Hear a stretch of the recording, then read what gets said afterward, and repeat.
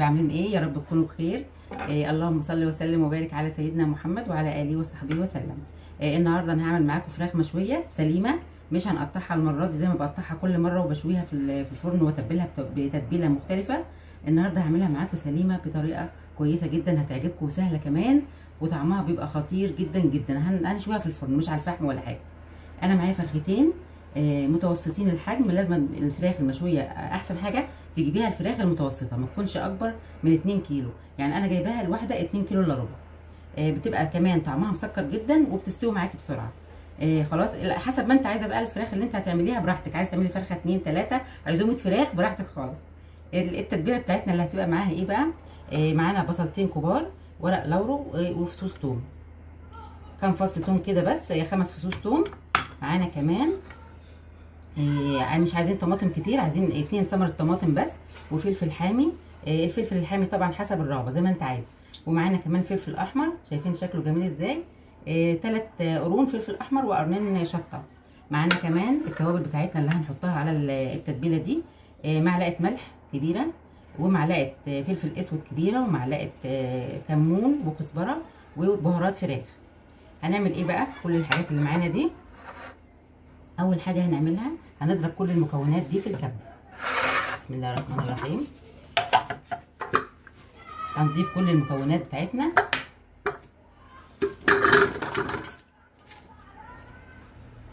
والطماطم كمان،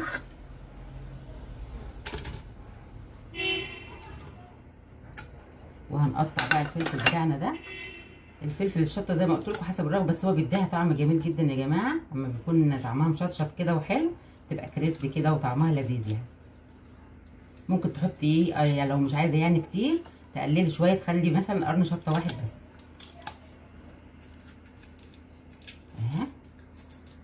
كل المكونات دي انا هضربها في الكبه. عايزه اقول لكم الريحه بتاعتها اصلا من قبل ما اضربها بتبقى فظيعه جدا حلوه كده. هضرب بقى كل المكونات دي في اخلطهم مع بعض في الكبه، وبعدين نرجع نتبل الفراخ مع بعض. كده خلاص يا جماعه، انا فرمت المكونات كلها اللي وريتها لكم كده زي ما انتم شايفين. يعني خشن شويه، مش عايزاها ولا ناعمه قوي ولا خشنه قوي، بالطريقه اللي انتم شايفينها دي. هضيف عليها بقى شويه خل صغيرين، حوالي معلقه خل كبيره.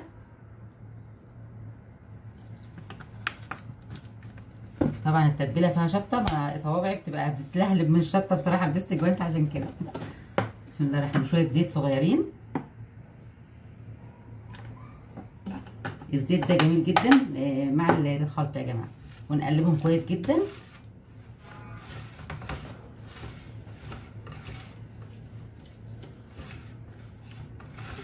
كده تمام. وتشوفي طبعا الملح، لازم تدوقي الملح الاول تشوفيه كده كويس تمام يعني مظبوط، ولا تضيفي له شويه ملح، علشان طبعا لما الفرخه بتبقى متبله والملح بتاعها كويس بتبقى طعمها حلو. هنركنها كده ونجيب بقى الفرخه بتاعتنا اهي. هنفتحها شويه نشيل نفصل الجلد عن اللحم اهي كده بالراحه.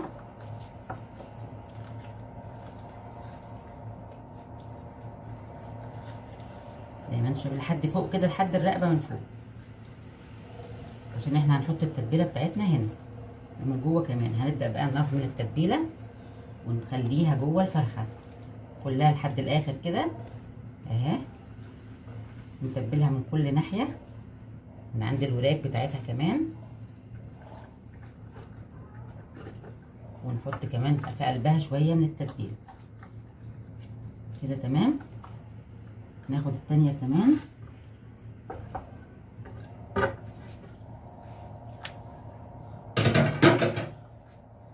نفصل برضو الجلد عن اللحم اهي.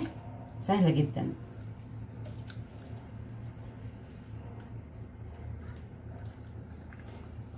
كده شايفين ايديا جوه الفرخه ازاي اهو. فصلت الجلد كله عن اللحم وايديا جوه خالص اهي. ناخد برضو تبلنا الكبد والقوانص بتاعتها بنفس الطريقه اهي. خليها معانا هنا، وناخد باقي الخلطه وهنضيفها للفرخه. الخلطه دي بتديها طعم جميل جدا جدا جدا. وحاجه مختلفه اهي.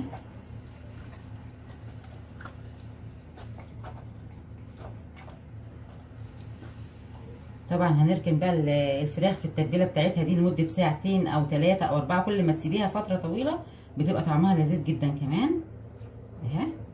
هنسيبها بقى لمده حوالي ساعتين او 3، لو مستعجله مثلا تبقى تخليها ساعه واحده وخلاص. وبعد كده هوريكم هنعمل بقى فيها ايه. هنبدا بقى نعمل ايه. احنا سيبناها في التتبيله حوالي 3 ساعات.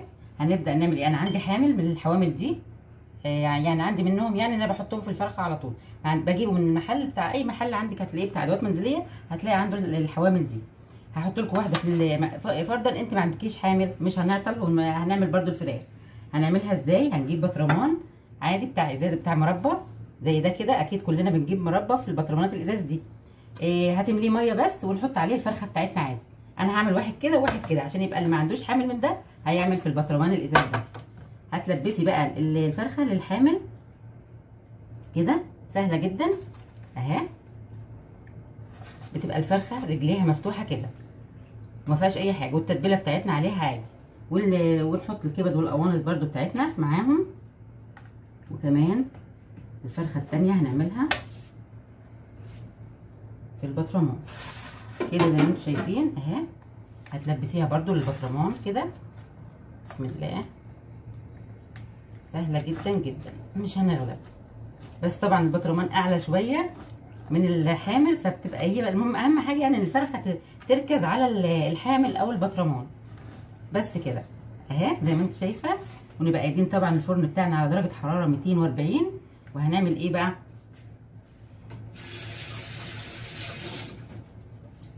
هنجيب بقى ميه، هنحط في الصينيه طبعا ميه.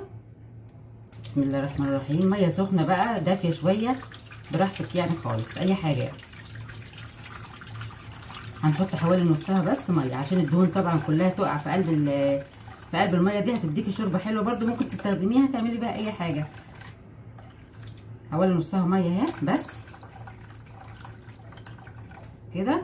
وبعد كده بقى هحطها في الفرن واوريها لكم لما تطلع هتبقى عامله ازاي. كده انا حبيت اوريكم الفرختين بعد ما طلعوا من الفرن وهم في الازاز في البطرمان وفي الحامل بتاعهم. شايفين شكلهم تطلعيها بالظبط كده. الفرخه طبعا زي ما قلت لك كل ما تبقى صغيره بتستوي بسرعه وبتبقى طعمها كمان مسكر وحلو كده. هسيبها بقى تسيبيها طبعا تبرد شويه عشان انت مش هتقدري تشيليها، وتمسكيها بمناديل مطبخ او فوطه تكون عندك يعني مش بتستخدمها لانها هتتعاص طبعا زيوت وكده.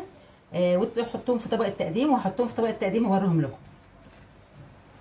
كده خلاص يا جماعه. انا حطيت الفراخ بتاعتنا في طبق التقديم بشويه بقدونس فريش، شويه بقدونس، وعملت معاه كمان شويه سلطه طماطم حلوه جدا عليها جزر وبصل وخيار وفلفل وطماطم وتوم، فص توم.